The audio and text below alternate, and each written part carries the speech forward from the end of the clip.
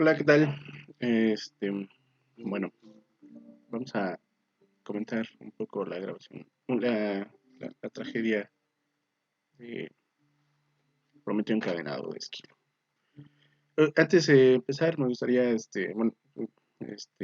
ofrecerles una disculpa por el retraso un poco en en hacerles la retroalimentación. En realidad me atrasé un poco porque en otra escuela se lleva a cabo por cuatrimestres y las 2 semanas anteriores, 3 semanas anteriores, estuve en exámenes finales, segundos parciales, finales, ordinario, bla, bla, bla. Entonces era un mundo de información. Y bueno, ustedes no están para saberlo, pero este sistema en línea implica muchísimo más trabajo del que es tradicionalmente, ¿no? Bueno, una vez eso, vamos a hablar un poquito también de algunas otras cosas como sus entregas. Varias de ustedes también me han comentado que bueno, han hecho llegar ahí sus comentarios sobre que a veces no les es posible entregar la tarea a tiempo y bla, bla, bla. No se preocupen, pueden entregar las tareas cuando ustedes quieran. Solamente les doy un calendario para que vean más o menos cuál es el orden en que vamos a leer. Este calendario tiene la única meta de poder cumplir con algunas de las lecturas que teníamos programadas, las cuales yo iré retroalimentando. Ya les hice llegar la retroalimentación de Prometeo, por eso hago este video. Y así con todas las obras que les he dejado, a todas ustedes y a todos ustedes les voy a hacer llegar su retroalimentación y después de eso el video para revisar si tienen algún tipo de dudas o esas cosas. No tomen estas tareas como una obligación si no quieren, ¿no? Es decir, lo único que yo persigo con esto es que ustedes pues pierdan lo menos posible las clases y se deleiten un poco más con las obras que teníamos que leer para este semestre, que por circunstancias de cualquier índole que no están ni en tus manos ni en las mías, esto está descontrolando de pronto, ¿no? Podemos meter un poquito de control si hacemos lo que nos toca, y lo que nos toca simplemente es leerles. ¿Por qué les pido trabajos? Esos trabajos no son para mí, digamos. Esos trabajos son porque al final lo que nosotros pretendemos hacer es una reflexión. Entonces, ya les había dicho en ocasiones anteriores, pues si todos se lo van a volar de internet, pues no sirve, mejor no lo presenten. Lo único que yo quiero es propiciar en ustedes la reflexión sobre la obra literaria, en este caso sobre las tragedias. Por eso a veces les hago ciertas preguntas de las tragedias en específico, de los personajes, del héroe trágico, ¿no? Pueden hacer eso, pueden hacer algunas esquema, lo que ustedes quieran. El chiste es que ustedes reflexionen sobre lo que han leído, ¿de acuerdo? Para que este, refuercen un poco el conocimiento. Recuerden que todo lo que nosotros hacemos necesitamos reflexionarlo un poco para que se nos quede a nosotros y podamos discutir más adelante nuestros puntos de vista sobre lo que nosotros estamos leyendo. ¿De acuerdo? Bien, entonces, si ustedes creen que han entregado tarde o van a entregar tarde un trabajo, no se preocupen, mándenlo de todas maneras, yo lo voy a revisar en su momento y les voy a decir la retroalimentación, ¿de acuerdo? Ahora bien, también sé que algunas de ustedes, algunas personas, no tienen acceso a internet de inmediato, que tienen que salir y todo eso. Bueno, procuren mejor juntar dos, tres, algunos trabajitos y ya después los suben todos juntos. Yo tampoco tengo problema con eso, ¿de acuerdo? Entonces no se afanen en ese sentido.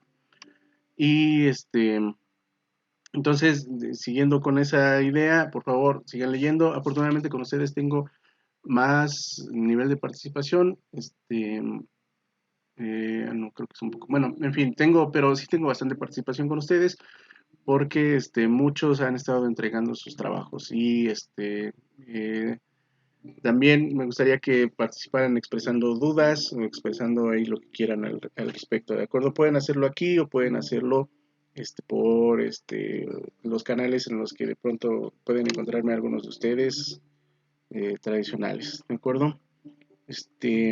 Y bueno, también me gustaría que me dijeran si esto de los videos les está gustando, si no les gusta o si no les atrae, mejor puedo hacer audios o solamente audios, pues.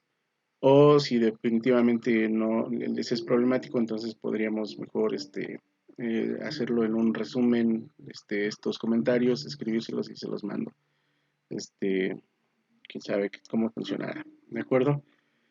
Y si en dado caso que ustedes quieran también alguna clase, este, así en vivo, una videoclase, digamos, también expresarlo, también se podría hacer, aunque quizá esas videoclases son, las videoconferencias, quizá restringirían más la participación, ¿no? Creo que el video permite que todos lo vean en cualquier momento y desde donde puedan conectarse, ¿no? Bien, vamos a empezar con Prometeo encadenado, pero déjenme quitar Prometeo encadenado. ¿De acuerdo? Bien, esta obra de Esquilo, como ustedes ya sabrán seguramente, es una de las, bueno, es la obra más breve que escribió Esquilo. Este, uh, también se supone que tenemos, que hay algunas otras obras que podrían continuar, la historia o que hay, antes de Prometeo encadenado, como Prometeo portador del fuego y entre otras. También se sabe que se escribió una sátira, me parece. En fin, de todo eso no tenemos más que unas cuantas líneas, de una de ellas una línea, de alguna otra un párrafo, en fin, no tenemos nada claro. Incluso en algún tiempo se estuvo barajando la posibilidad de que no fuera precisamente de Esquilo, sino que fuera otro el creador. Obviamente eso a nosotros no nos interesa, por lo pronto vamos a mencionar que esta es una obra de Esquilo, ¿de acuerdo? Nosotros no somos historiadores, solamente vamos a leerla como tradicionalmente se ha leído. Así que, bueno, también, como ustedes vieron y como ustedes saben, bueno, Prometeo es un titán. Los titanes son unas personas enormes, de pronto, ¿no? Unos seres humanos parecidos a los seres humanos, pero con unas proporciones, muy alocadas de pronto, son muy grandes. Y por eso hace pensar que en la primera escena, en la escena del prólogo, y por eso también un poco no habla Prometeo, porque han determinado algunos historiadores también que ese personaje que estaba ahí, si ya eran tres los actores que estaban en escena, y recuerden que con el teatro de Esquilo y en el teatro griego no podía haber más de tres, y ya teníamos a Hefesto, ya tenemos a Fuerza, ya tenemos a Violencia, entonces ya no podía haber un cuarto. Y luego entonces han pensado que quizá Prometeo era simulado con un muñecote, un monigote, y ya después en la siguiente escena, en la escena que sigue el prólogo, en donde habla Prometeo, ya entraba el personaje que quizá llevaba una máscara. Bueno, eso no, llevaba una máscara, las máscaras tradicionales de las tragedias, ¿de acuerdo? Bien, solamente era esa un poco la curiosidad de cómo, este, por qué había tantos personajes de pronto en escena, ¿de acuerdo? Hay algunas otras cositas que van a resaltar y ahorita en lo que los platico van a surgir, pero no estaría de más que las recordáramos ahora, ¿de acuerdo? Eh, Regularmente nosotros cuando hablábamos de tragedia hablábamos de que era la representación de las acciones de personas nobles y eran seres humanos. En este caso tenemos una tragedia muy particular porque no son seres humanos los que están participando, sino son dioses. Y de hecho, solamente hay una persona, un ser humano que es Io, este, y eso de pronto hace que algunos se pregunten, ¿equivale también el término tragedia cuando estamos hablando de dioses? Sí, porque al final lo que estamos viendo es que esos dioses también tienen pasiones como nosotros los seres humanos, y esas pasiones los han llevado a ciertos excesos, ¿no? Vean, por ejemplo, a Prometeo o incluso a Zeus, ¿de acuerdo? Entonces, obviamente es válido hablar de una tragedia en este caso, en el caso de Prometeo encadenado, ¿de acuerdo? Y vean que esta idea también de Io, y en comparación con los otros dioses, también se hace a nivel del escenario. Todos los personajes, a excepción de Io, todos los personajes entran por medios pues, divinos, ¿no? En un carro alado, en un animalito alado, en cualquier otra cosa, o volando, como puede ser Hermes, ¿no? Océano entra en un animalito alado, este, las Oceánides también entran ahí en un carro al lado, pero Io entra caminando, ¿no? Es decir, es completamente humana, y más que humana, porque acuérdense que tiene ahí la maldición lanzada por Hera, y está viajando en forma de vaca, ¿no? Entonces, ahí tenemos un asunto. Bien, vamos a empezar un poquito con el prólogo. Antes del prólogo, vean la idea que nos marca aquí Prometeo. Si hay algo que podría resumir esta idea de Prometeo encadenado, es que nos dice Prometeo: ningún daño me llegará que no haya previsto.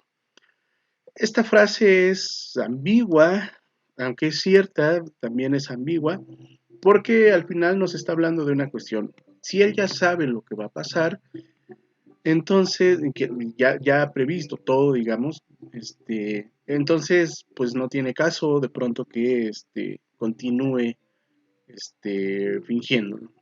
Pero este conocimiento que él tiene lo motiva para actuar en consecuencia con soberbia. Ahí está el asunto de la tragedia y del héroe trágico, ¿no? La soberbia, la ibris con la que actúa. Y que al final esa ibris va a desencadenar su propio infortunio, su desgracia. Y ya vemos cómo termina la obra, ¿no? Bien.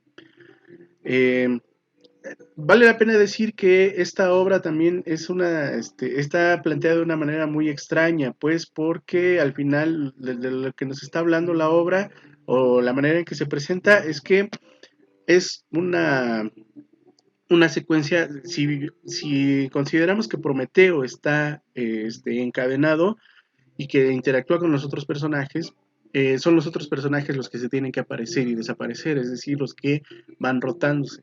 Luego entonces lo que podemos ver en la tragedia es que es una sucesión de encuentros, si se dan cuenta. Primero es en el prólogo es Prometeo con Hefesto, en donde también actúan fuerza y violencia, o poder, como depende de sus traducciones, fuerza o poder y violencia. Después que termina el prólogo, queda Prometeo y después empieza a hablar, entran las Oceánides, después llega Océano, después llega Io y después llega Hermes. ¿De acuerdo? Entonces, básicamente, nuestra tragedia lo que se está moviendo es en una serie de encuentros. El primer encuentro está marcado por el prólogo. El prólogo es muy interesante porque, bueno, ustedes ya lo leyeron, pero en el prólogo se nos ve, pues se manifiestan por lo menos dos visiones de Prometeo, ¿no? Y también esas dos visiones nos van a llevar a dos fuerzas, los que están, o dos bandos, vamos a decirlo así, los que están a favor de Prometeo, los que están con Prometeo, aunque no puedan meter las manos al fuego, no quieran meter las manos al fuego por él, y los que están en contra de Prometeo, es decir, el bando de Prometeo contra el bando de Zeus. Y en el caso del prólogo es muy claro que Festo es el amigo de Prometeo. Es un amigo al que, a pesar de que él es el dios que está trabajando con el fuego y que, como él mismo en la obra se dice, él es el afectado directo, no siente por Prometeo el odio que Zeus y sus compinches están sintiendo hacia él, sino más bien muestra una idea de compasión. Esta compasión que no puede explotar porque tiene ahí a Kratos picándole y diciendo: tienes que hacer tu trabajo, y tu trabajo es castigar a Prometeo. ¿De acuerdo? Obviamente, este es eh, porque están del lado de Zeus. ¿De acuerdo? Lo que vemos aquí en esta primera escena es un poco el halo de humanidad que se presenta en Hefesto. Hefesto se apiada de Prometeo, aunque le roban el privilegio a él de tener el fuego. Pero eso no implica que no sienta cierta compasión hacia su compañero titán. ¿De acuerdo? El mismo, y aquí hay algo que quiero dejar muy en claro, aquí lo que está es una cuestión un poco de respeto, un poco del parentesco que se tienen entre ellos. No es por una cuestión de que se quieran, digamos, es más bien respeto. Por ahí en sus trabajos decían, bueno, pues es que Festo quiere mucho, ¿ah? No sé en qué sentido están utilizando ese querer, pero recuerden que más que querer, aquí estamos hablando de cuestiones un poco más de respeto, un poco de moral, si lo podemos poner así, ¿de acuerdo? Y hay algo muy interesante que hace que Festo esté más humanizado todavía que estos dos personajes de pronto, ¿no? Y es que está renegando de lo que tiene que hacer, está renegando de su trabajo. Hefesto no está conforme con lo que tiene que hacer y sin embargo lo hace, asume una responsabilidad, ¿no? Él sabe que su trabajo no es nada bueno, en este caso su trabajo lo va a conducir a encadenar a Prometeo, pero lo hace a regañadientes, responsable porque lo está haciendo, pero no lo quiere hacer de pronto, ¿no? Es una característica muy humana de pronto, ¿no? ¿Cuántos no nos levantamos en la mañana maldiciendo nuestro trabajo y de pronto decimos, ah, sí, pero es el que me da de comer? Bien, en fin, cuestiones aparte, vean que este personaje está claramente llevado por este terreno de del reniego. Pero ojo, porque este renegar del trabajo no es específicamente del trabajo, sino de lo que implica que es, pues, mancharse con Prometeo. Algo que todos los otros personajes parece que no van a tener, o por lo menos unos personajes más importantes que, por lo menos en este caso, Kratos no tiene ninguna piedad contra él. Y más adelante vamos a ver que Hermes tampoco. Y Hermes, al contrario, está motivado más por una cuestión de soberbia, porque está del lado de los triunfadores, ¿no? De pronto. Mientras todo esto pasa, hay dos personajes que permanecen callados. Uno de ellos es Prometeo, y Prometeo se queda callado simple y sencillamente porque no tiene nada que decir al respecto, porque estos son simples emisarios que están cumpliendo un trabajo de Zeus. Y a ellos no les va a decir nada, sino en todo caso tendría que decirle algo a Zeus. Entonces Prometeo queda callado. Amén de lo que les comenté sobre la no participación no podían tener más de tres actores en el escenario, pero a reserva de eso podemos leer también que Prometeo decide callar, no quiere hablar porque estos al final de cuentas son unos gatos, no se va a meter con ellos. Pero hay también alguien más que está callado y es, bien, la violencia. Vean nada más qué significativo es, que es fuerza o Kratos, fuerza o poder, el enemigo de Prometeo, el que está hablando y hablando y asusando y criticando, asusando a Hefesto y diciéndole que no te atreves, no eres capaz, bla, bla, bla. El que está también señalando de su culpabilidad a Prometeo y violencia queda callada.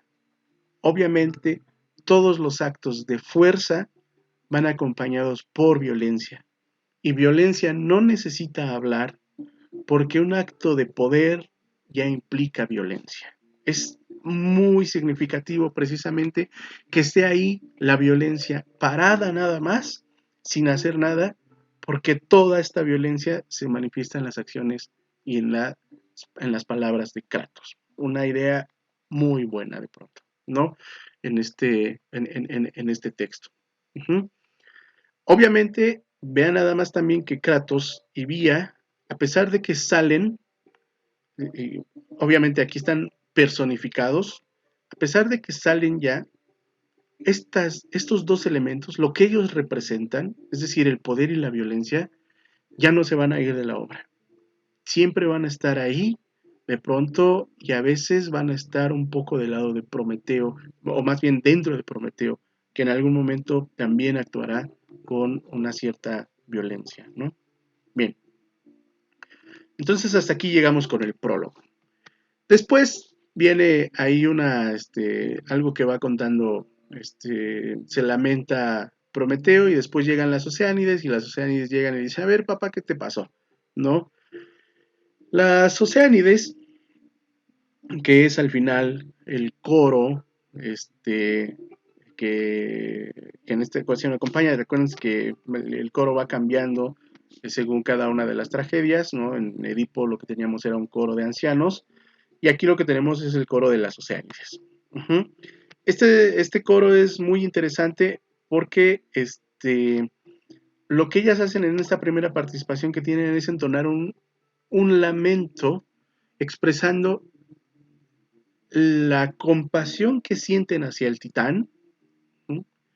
Pero también la compasión que hay en el titán que se compadece de seres que no requieren ser, según el entendimiento de los dioses, que no requieren la compasión de los dioses, que son efímeros y que no necesitan eso, como los seres humanos, ¿no? Entonces, en ese sentido, la idea es muy conmovedora porque las oceánides están teniendo compasión, se conmueven por el titán que se conmovió por personas bárbaras, por el ser humano, ¿no? Es, Aquí es bien importante que vean lo que significa la compasión en este sentido, ¿no? La compasión es compartir el dolor que uno siente. Uh-huh. Yo siento compasión por ti, y lo que te estoy ofreciendo al expresarte mi compasión es que quiero que me compartas tu dolor. Entonces las oceánides lo que hacen es eso, decirle a Prometeo, comparte tu dolor conmigo, así como tú le dijiste al ser humano, comparte tu dolor conmigo. Y lo que hizo Prometeo fue más, porque él dijo, ahora que sé cuál es el dolor del ser humano, puedo sanearlo. Y por eso llevar el fuego y después el conocimiento, no todo lo que implicaba de pronto. Pero también nos queda muy claro en esta participación de las Oceánides y en su diálogo con el Titán, con Prometeo, nos queda muy claro algo. Nadie va a poder hacer nada por Prometeo, excepto el mismo Prometeo. ¿De acuerdo? Y aquí hay otra contradicción. Él sabe que puede hacer algo por sí mismo, pero también sabe que no es ahorita el momento, que tiene que esperar. Y esa eterna de pronto va a parecer un poco eterna, ¿no? Entonces, al compartirse el dolor, al hacer partícipes, al hacerse ellas mismas partícipes del dolor de Prometeo, las Oceánides deciden quedarse. Un gesto muy llamativo porque ni siquiera su padre, Océano, lo puede hacer. Y ellas deciden quedarse. Y más adelante, bueno, hacia el final de la obra, va a ser muy importante esta decisión que toman las Oceánides porque se van junto con él, ¿no? Bien. Después de las Oceánides entra Océano. Y con Océano lo que tenemos es que él acude por una cuestión de que es pariente, ¿no? Bueno, mi pariente es titán, es un titán también en el océano. Mi pariente está en problemas, pues voy a ver qué se le ofrece, ¿no? Pero llega y no se compromete con nada, no puede ayudar, no hace nada en realidad, ¿no? Lo único que llega es como es un poco como esos parientes chismosos que cuando se enteran que te está pasando algo, llegan nada más para saber qué te está pasando, pero no ofrecen ningún tipo de ayuda. Un poco porque no pueden ayudarte y otro poco porque no quieren comprometerse a algo.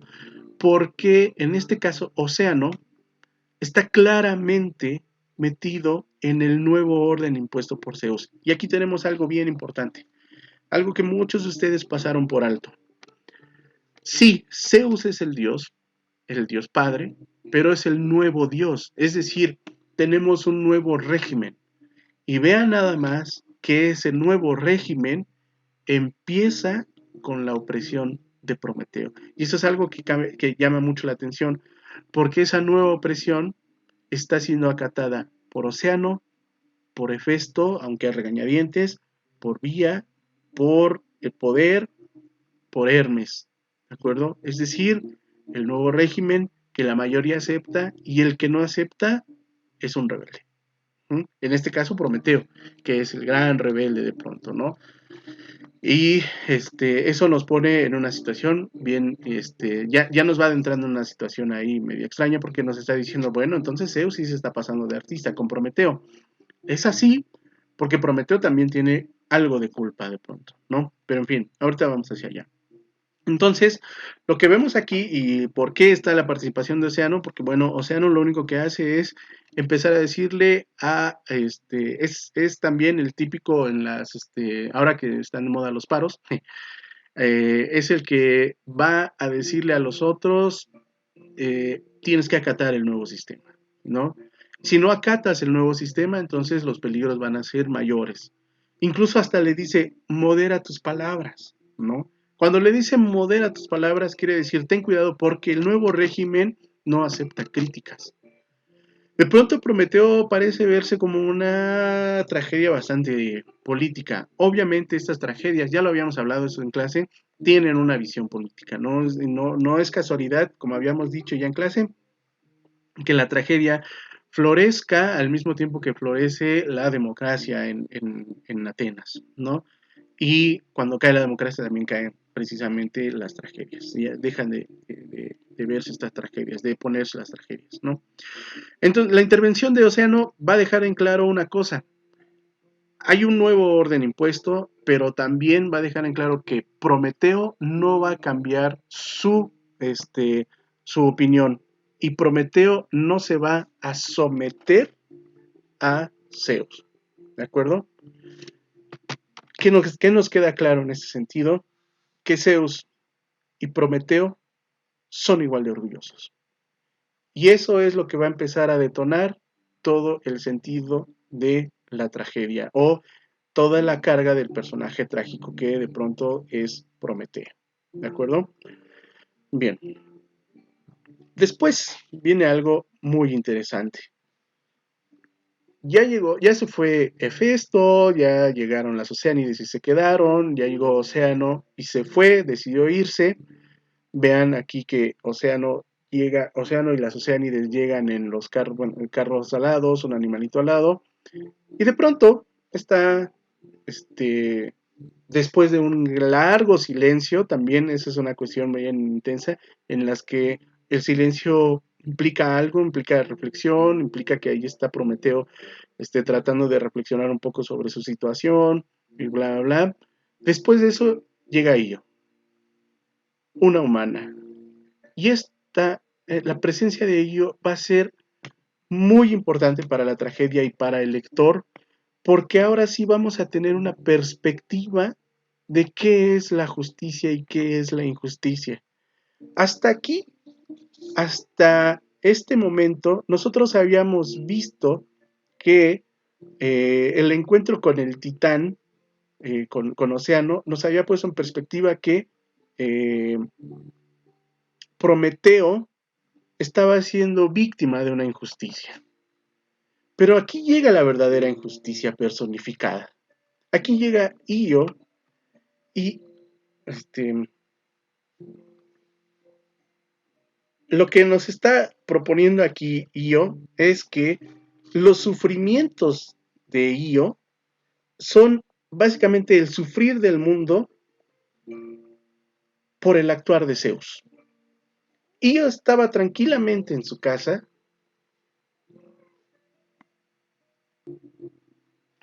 Bien, perdón. Retomando. Entonces les decía, los sufrimientos de Io, los sufrimientos que Io expone, lo que están haciendo es ilustrarnos el sufrir del mundo debido a las acciones de Zeus. ¿De acuerdo? Vean nada más que cuando Io empieza a contar su historia, la historia de Prometeo queda chiquita, ¿no? Porque lo que estamos viendo, y las Oceánides lo saben, lo que vemos es el terror que sufre Io, una doncella que ha sido acosada por Zeus, nada más porque le gustó. Uh-huh. Entonces las Oceánides sienten compasión por Io precisamente. Y esa compasión, aquí, y vean nada más ustedes como lectores, esa compasión tiene más cabida que aquella de la de Prometeo por una cuestión. Aquí es completamente injusta y arbitraria la decisión de Zeus y el castigo que está teniendo, no por culpa de Zeus, bueno, sí por culpa de Zeus, pero motivado por Hera, el castigo que tiene Io. ¿De acuerdo? Entonces, Io tiene temor de Zeus el Todopoderoso pero también demuestra esta aparición de Io, el miedo de una mujer ante la violencia del hombre, ¿no? Y de Zeus, pues en este caso, que lo que está viendo en ella solamente es un objeto para saciar su ansia sexual. Y vean todo lo que le ha provocado a Io, ¿no? Incluso el castigo, bueno, está convertida en vaca y está el castigo del tábano que le está dando a cada rato, tiene que caminar y caminar y caminar, todavía no se ve para nada, cercana a la travesía que tiene que recorrer, lo que le dice Prometeo, mira, hasta aquí te ha pasado esto y todavía te falta todo eso, ¿de acuerdo? Básicamente lo que tenemos en Io es la inocencia personificada y nos permite entablar una relación. Io es el ejemplo de lo arbitrario del poder de Zeus. No frente a Prometeo, sino frente a Io. Porque Prometeo sí es culpable. Prometeo robó y robó algo que era precioso para los dioses y que era exclusivo para los dioses. La luz, el fuego. Y eso, el fuego entendido también como una metáfora de la luz y el conocimiento.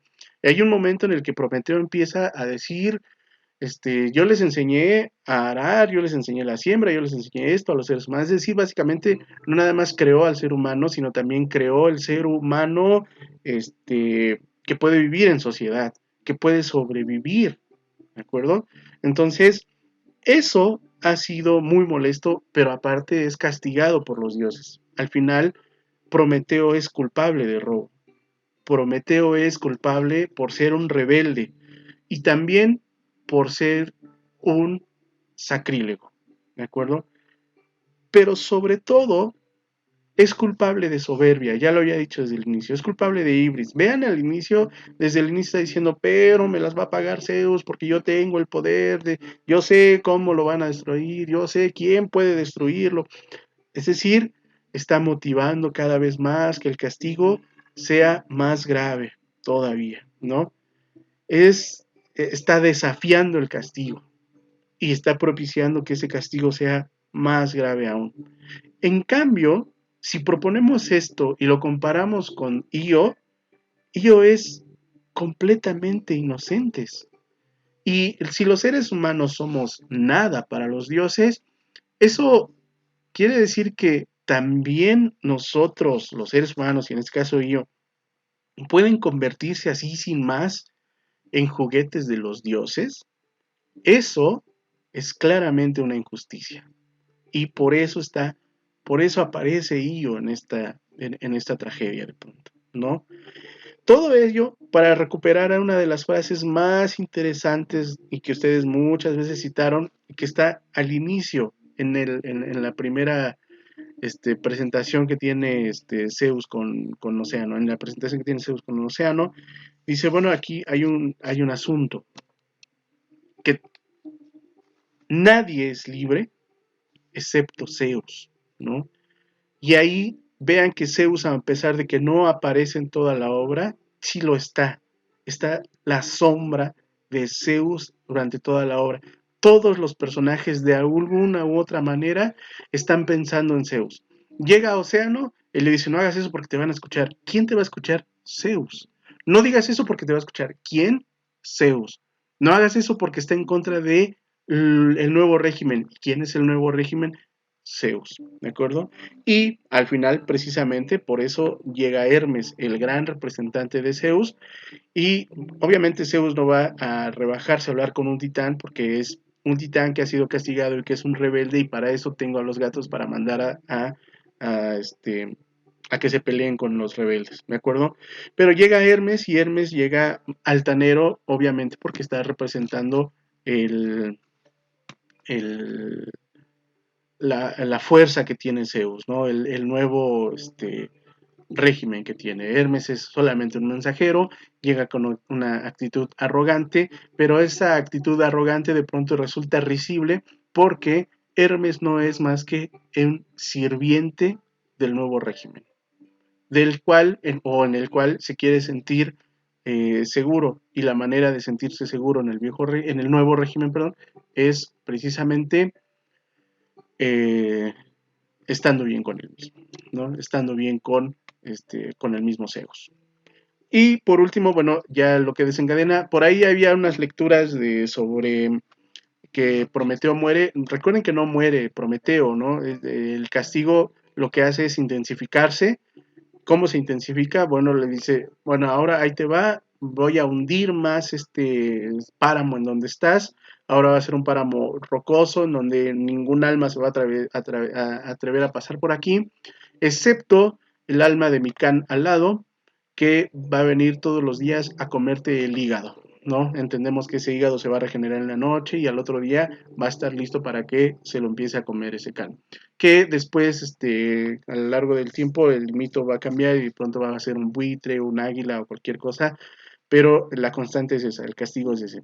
Y eso lo tiene que soportar perdón, eso lo tiene que soportar Prometeo hasta que se cumpla la profecía. Y el mismo Prometeo sabe cuándo se va a cumplir la profecía. Es decir, cuando Io llegue y se asiente suponemos que es algo así parecido como Egipto, se asiente y en la generación número 13 de su descendencia van a ser quien lo llegará a liberar, que nosotros ya sabemos después va a ser Hércules, pero esa es otra historia, ¿de acuerdo? Así que no muere, está en un constante sufrimiento, siempre, siempre sufriendo, que esto es lo más trágico. ¿Pero por qué está sufriendo? Porque no va a ceder ante Zeus, porque es un soberbio y porque no quiere responderle al nuevo régimen, ¿de acuerdo? Y también, ¿y por qué es un soberbio? Porque hace uso del conocimiento que tiene de las profecías, ¿no? Y eso es lo que está motivando que nosotros entendamos por Prometeo un personaje trágico. Bueno, hasta aquí y nos vemos en la otra, en Ajax de Sófocles.